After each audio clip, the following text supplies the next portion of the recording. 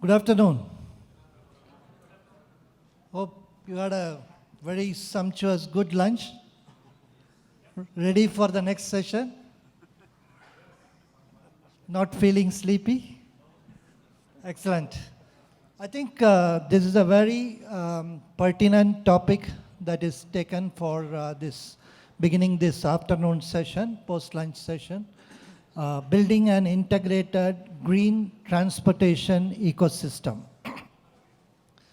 See, one of the things that as we all humans really desire and crave for is mobility. We felt that during the pandemic more than anything else.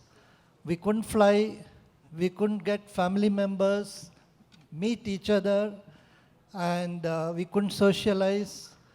And really that the human character of mobility is completely got cramped during the pandemic time.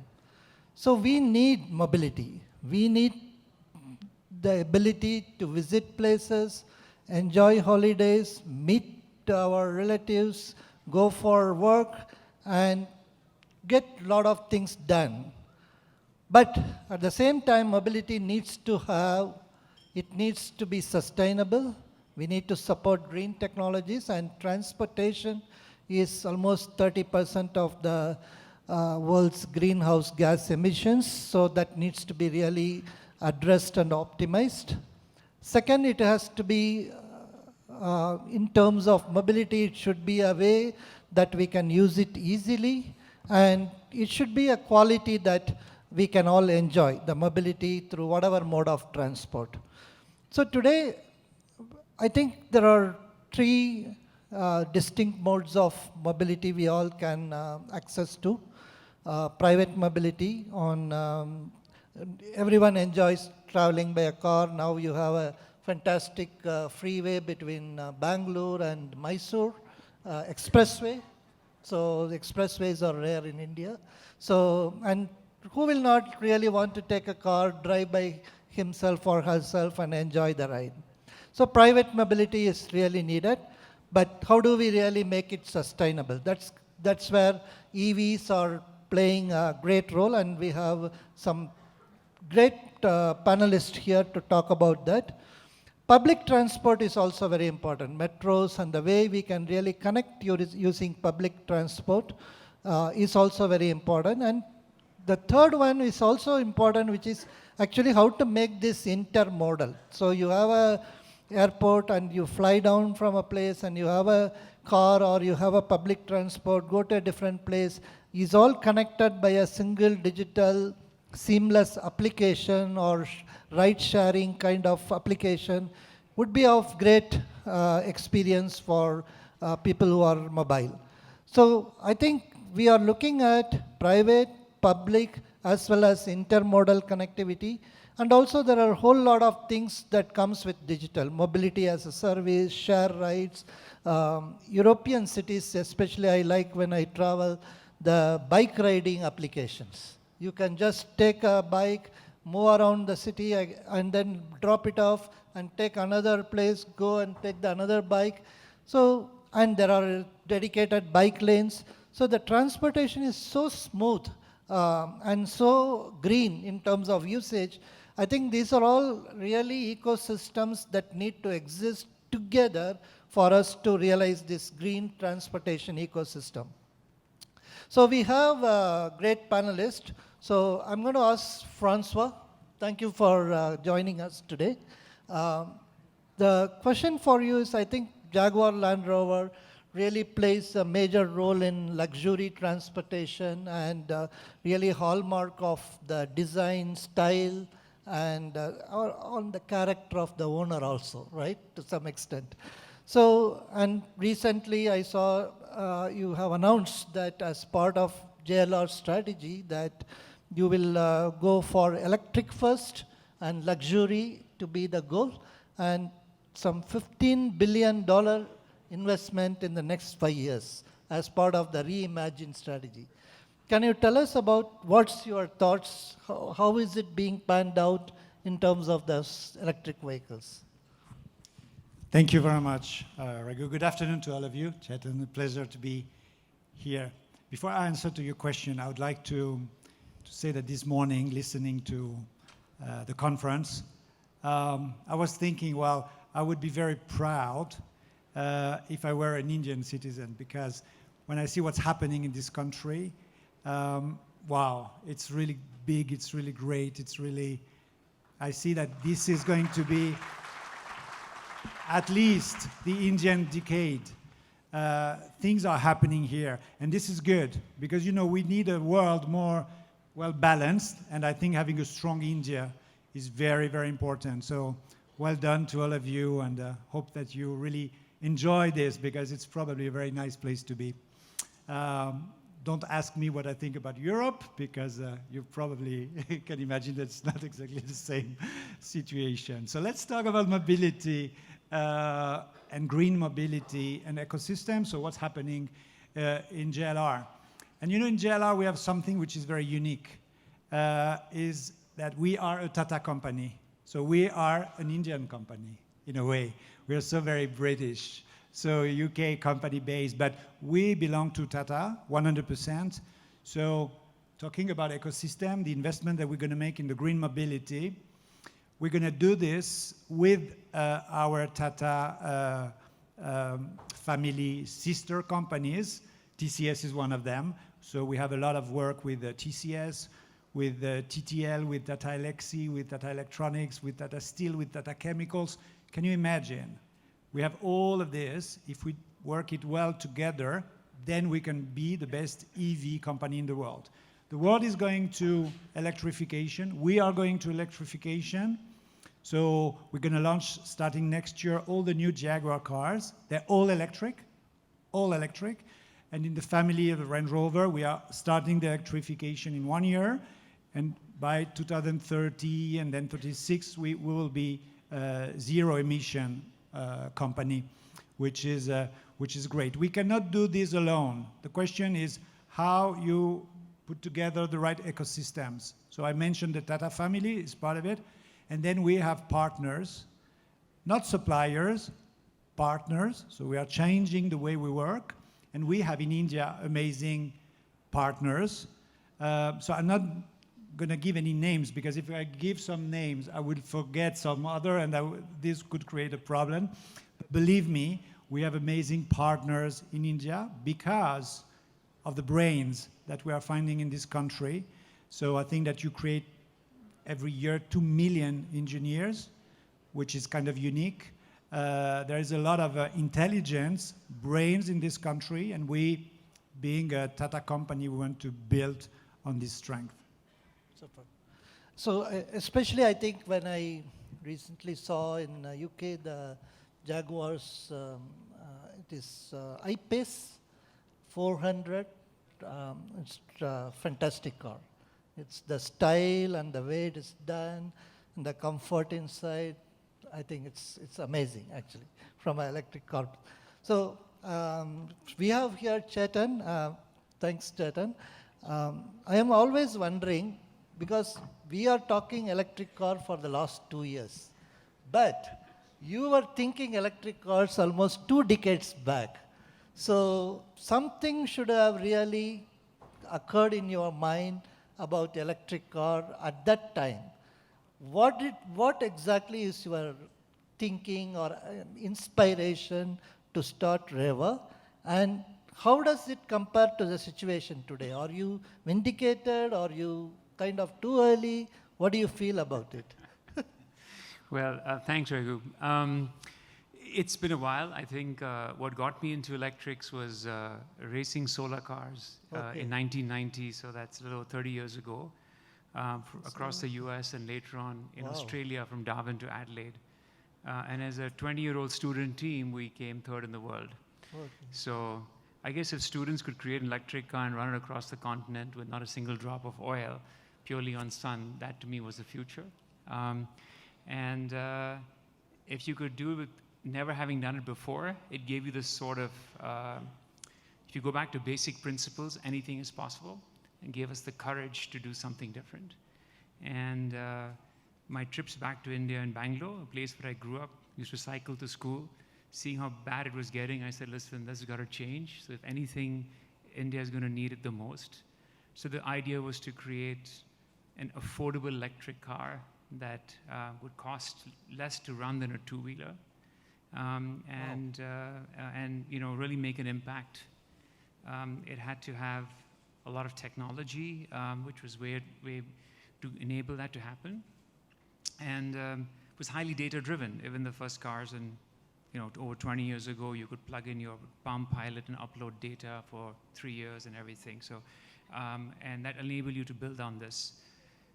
So it was always going to be an India part, but it actually went more global because the Indian policy framework decided to remove subsidies a couple of months before we launched.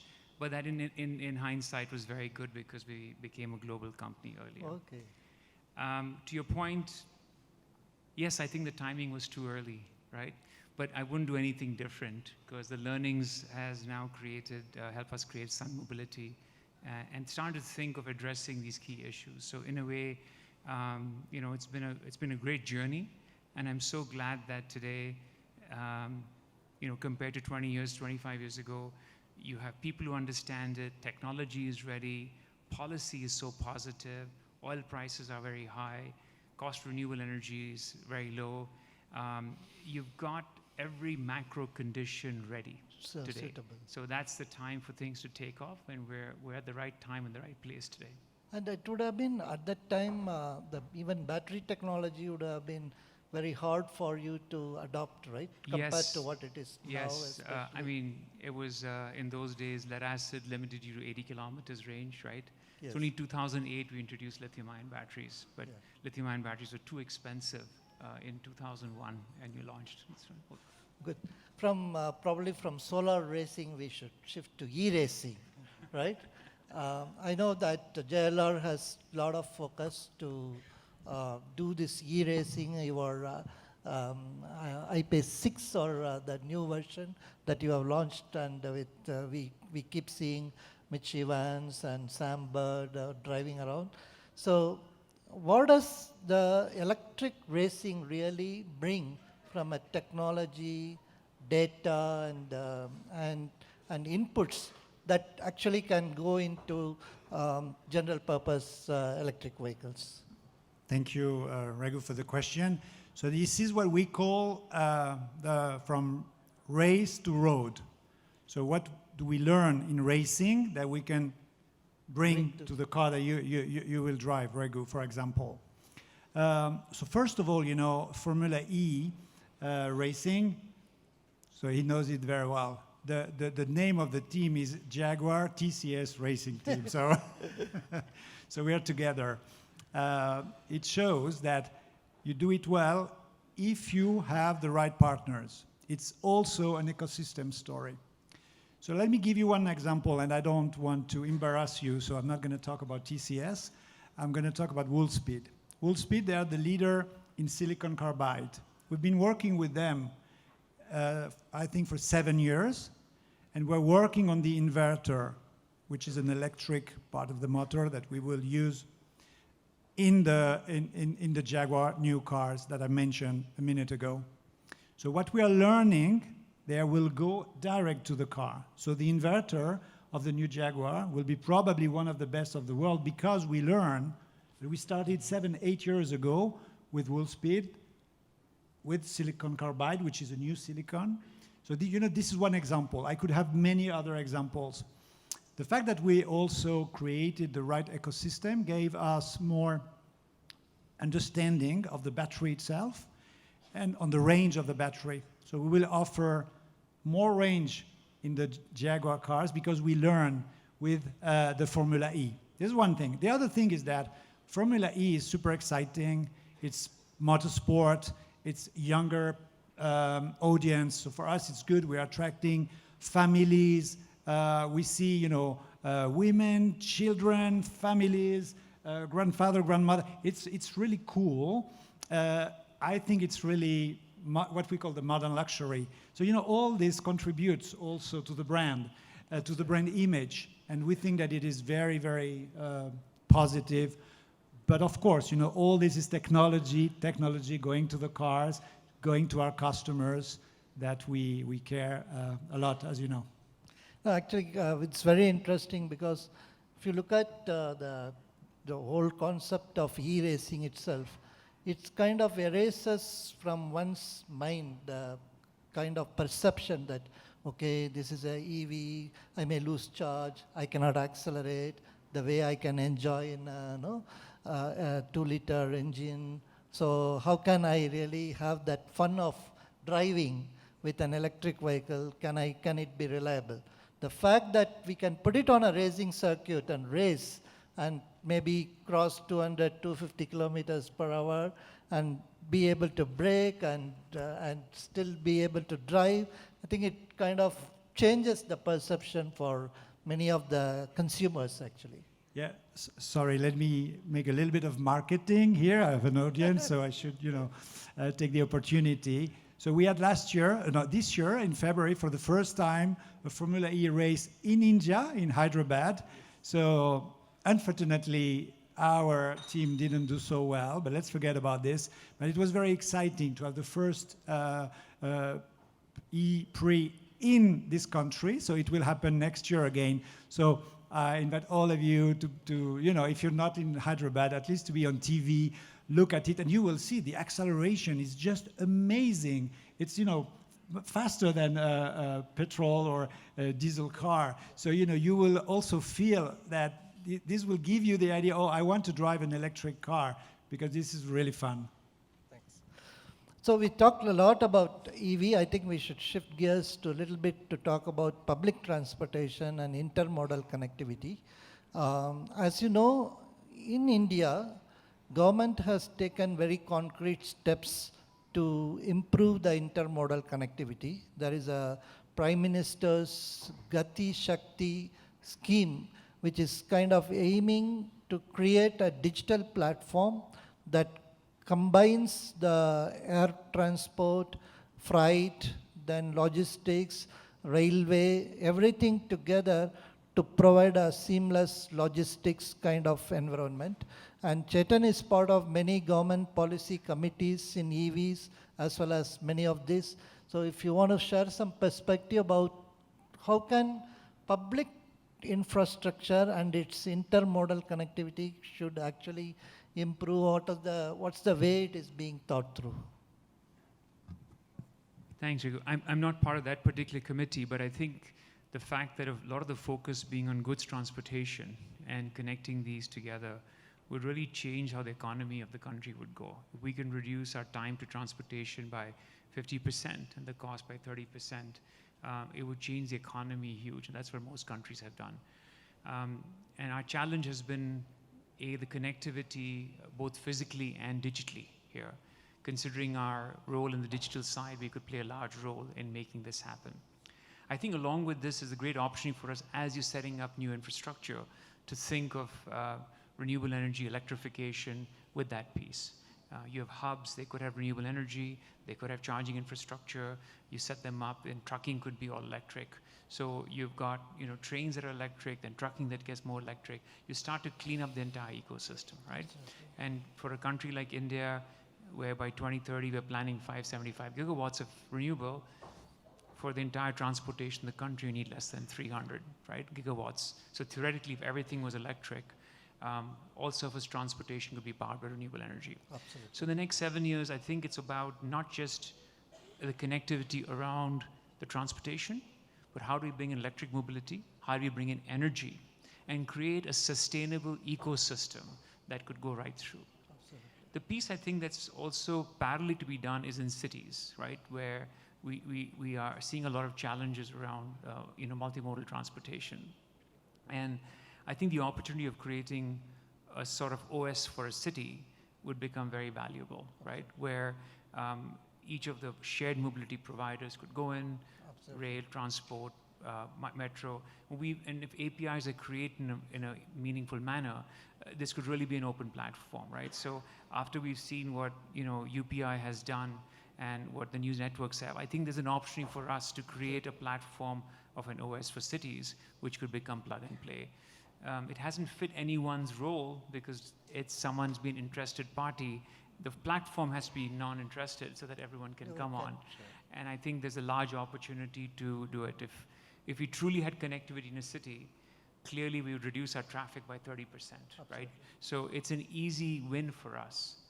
And with the kind of brain power I see here today at all the software team and engineers, I think it's a very important part for us to see how we can work towards in cities. No, absolutely, because integrated, seamless digital platform and that can provide mobility as a service, whether it is carpooling, whether share rides, or whether it is individual rides, and then it connects multiple modes of transport. I think it will be a great way to reduce the carbon consumption as well as its quality of life. It's how you can increase the quality of life. How many of you guys use the metro? Right? And how many of you guys would use the metro if you had an app that someone picked you up in the morning, dropped to the station, and dropped you to work completely seamlessly? Right? How many of you guys here can make that happen with your programming skills? Super, yes. No, it's a good challenge. We will take it, actually. So, Francois, coming back to your in the JLR system, apart from electric vehicle, you have the larger role of sustainability, which is, I think, not just the EVs, but also how to make suppliers sustainable, how to make plants sustainable, how to make your the raw material and that is recyclable and sustainable. So some thoughts around that, how you are seeing that? Yeah, first of all, we committed to be zero carbon by 2039. So when I joined the company, my boss told me, well, this is your responsibility. And I was thinking, well, by 2039, I will be not working anymore. So let's try to figure something in between. So we have some targets. So we committed to the science-based target. So this is an external commitment. By 2030, we will reduce our emissions, what we call scope 1 and 2, our own emissions by 46%, and scope 3, which is the supply chain and the emissions, by 54%. And I hope that I will be still working by 2030 and I can deliver this. But this is a very strong commitment from the company to the external stakeholders. Because we don't want to be seen as, green bashing and washing and telling things that will not happen. So for this to happen, we have 111 projects in the company that we're delivering. Some of them we're delivering thanks to TCS. That will, show the world and the society that we are very serious with that. But it's not only emission. As you mentioned, there's also the circularity. We need to reuse, repair, remanufacture parts and not, go to the earth and take virgin material. So the recycle has to be, the circularity has to grow a lot. So today we are happy to say that there is a closed loop that we have with aluminium. So we recycle everything and we reuse, we're good. And we have a program of 18 commodities where we want to do the same. So, sustainability is very serious at JLR, but it's much more than that. It's also how we become a good citizen in this world, how diversity, equity, and inclusion are developed in the company. Because there is no way we do a real sustainability if we don't change this diversity in the company. We are a very male-dominated company. This has to change. We have to reflect the society. We have to reflect, the faces that I see here. So it cannot be only white male, British. So this is also part of the sustainability. So these soft skills are very important. Of course, there is a decarbonization and circularity, but the soft skills on engage for good are also part of it. So this is what we are trying to do. This is under my responsibility. I love it. It's difficult. It's a journey. We started the journey. We want to be very serious with that, very professional, to show what we're doing. If we do bad, we will say it. If we do good, we will say it. Because, again, it's a commitment to the society. Thanks, François. I'm afraid we don't have much time for question answer session from the audience. This is almost 30 minutes over, but I think we got an excellent feedback as well as comments from François as well as from Chetan. I really enjoyed this conversation. Thank you very much. For more content on tech and leadership, subscribe to NASSCOM YouTube channel and press the bell icon to never miss an update.